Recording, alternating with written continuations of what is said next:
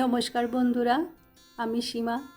আমার সহচরী লাইফস্টাইল চ্যানেলে সকলকে স্বাগত জানাই। সকলকে স্বাগত জানিয়ে আজকে শনিবারের সকালে ব্লগটা চালু করলাম।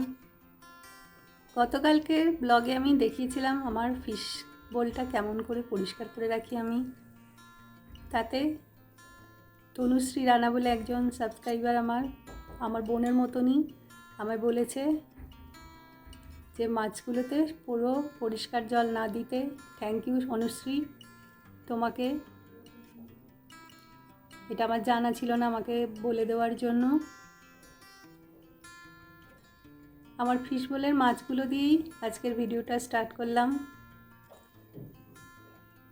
ছোট ছোট মাছগুলো ফিশ বোলের মধ্যে খেলে বেড়াচ্ছে। সকালবেলা ওদের অল্প করে যে ড্রাই ফ্রুটস দিই, সেই ফুডটা দেওয়া আমার হয়ে গেছে। আজকে একটা নতুন জিনিস দেখাবো, চলুন আমার সাথে। এই জিনিসটা সবাই জানে কি না আমি জানি না, এটা কেউ গেস করতে পারছেন কি কি হয়? ভালো করে দেখাই, গেস করতে না পারলে আমি বলে দিচ্ছি। এই জিনিসটার নাম হচ্ছে কাওয়া। এটা কাশ্মীরি চা। বিভিন্ন রকমের মশলা আর গ্রিন টি মিশিয়ে এটা তৈরি করা হয়। এখানে বিভিন্ন রকমের হার্বস রয়েছে, তার সাথে এলাচ, এগুলো গোলাপের পাপড়ি, তার সাথে লং, দারচিনি, মৌরি, আদা, সমস্ত কিছু মিশিয়ে যে লং, এগুলো চায়ের গ্রিন টি, আরও অনেকে, এটা এলাচ, এটা আদা শুকনো, সব কিছু মিশিয়ে এটা তৈরি করে।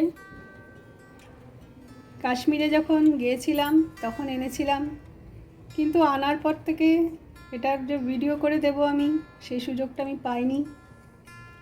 কেননা আপনারা সকলেই জানেন কাশ্মীরে যেরকম একটা বিপর্যয় চলছিল, তাই এটার কথা মাথা থেকে বেরিয়ে গেল। আজকে অনেক দিন পরে ঘর পরিষ্কার করতে করতে এই প্যাকেটটা আমি খুঁজে পেয়েছি। এই প্যাকেটটা ছিল, তখন আমার মনে পড়ে গেল কাশ্মীরি এই কাওয়ার কথা। তো সেই জন্য এটাকে আমি বার করে নিয়েছি, আর ভাবলাম এই চাটা কেমন করে বানায় সেটাও আপনাদের সাথে শেয়ার করে নিই। এখানে ইনগ্রিডিয়েন্টে লেখা রয়েছে saffron, green tea, cinnamon, cardamom, ginger, flower Patel of cloves, other herbs of Kashmir.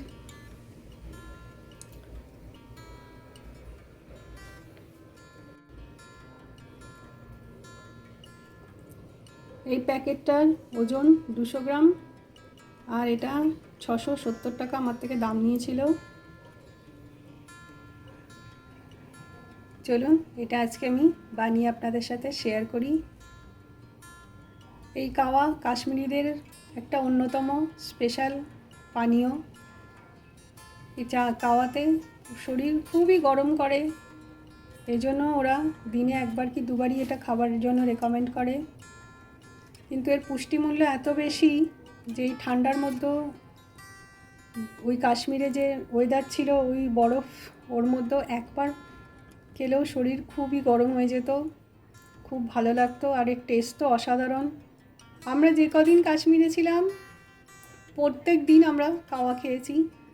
আসার সময় ভাবলাম একটা প্যাকেট নিয়ে যাই, তাই নিয়ে এসেছিলাম। জিনিসটা এরকম, এর ডিবেটা খুলে রেখেছি। সুন্দর এলাচ আর কেশর এই সমস্ত গন্ধে চতুর্দিকটা মোমো করছে। চলুন বানাই, দেখব। বিকালবেলা চলে এসেছি কাওয়া বানানোর জন্য। গ্যাসের ওপর প্রথমেই জল গরম করতে দিয়ে দিলাম।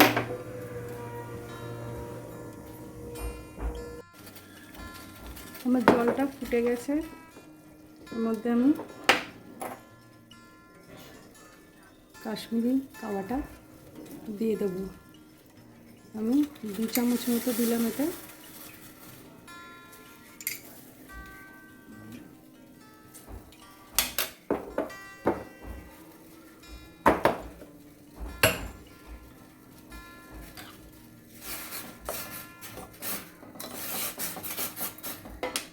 এটা ফুটে উঠতে এতে একটা দারুণ সুন্দর এলাচ গোলাপের পাতার গন্ধ ছাড়ছে।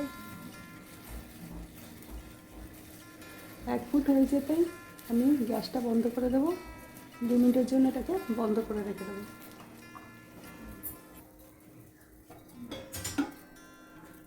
আমি চাপা দিয়ে বন্ধ করে রেখে দিই। অন্যদিকে এই চাটা খাবার জন্য এতে আখরোট আর আলমন্ড দেওয়া হয়, তাই আমি আলমন্ডকে ছোটো ছোটো করে স্লাইস করে নিচ্ছি, দেবো বলে।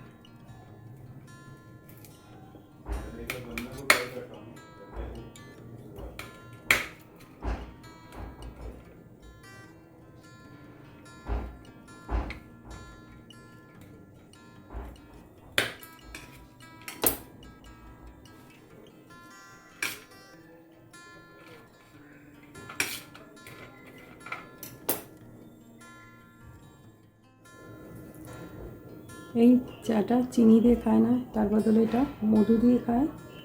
কাপের মধ্যে অল্প করে আমি মধু ঢেলে দিলাম।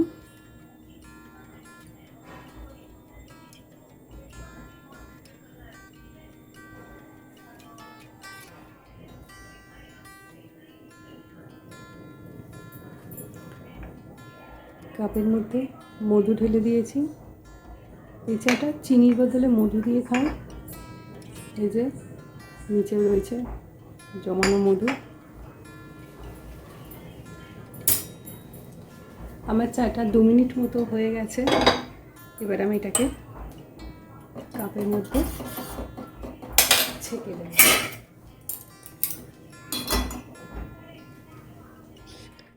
আমার কাওয়া চা বানানো রেডি। আমার ইনফরমেশনটা যদি ভালো লেগে থাকে, ভিডিওটা যদি ভালো লেগে থাকে, তাহলে লাইক করে সাবস্ক্রাইব করে নেবেন আমার চ্যানেলটাকে। সকলে ভালো থাকবেন, সুস্থ থাকবেন।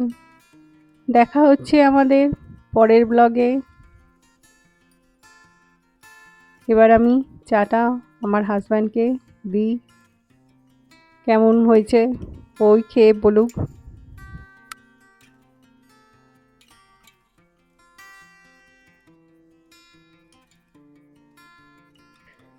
চা বানানো শেষে যে আলমন্ডগুলো টুকরো করে কেটে রেখেছিলাম সেগুলো চায়ের মধ্যে দিয়ে দিলাম, আর তার সাথে বিস্কুটের পরিবর্তে আখরোট দিয়ে দিলাম।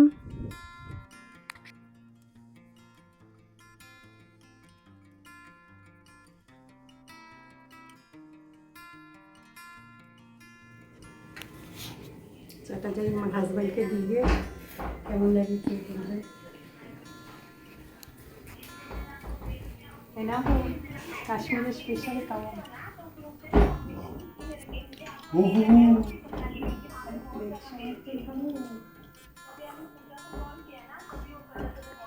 Thank you. ওহো, দেখো ঠিক মতো হয়েছে কিনা।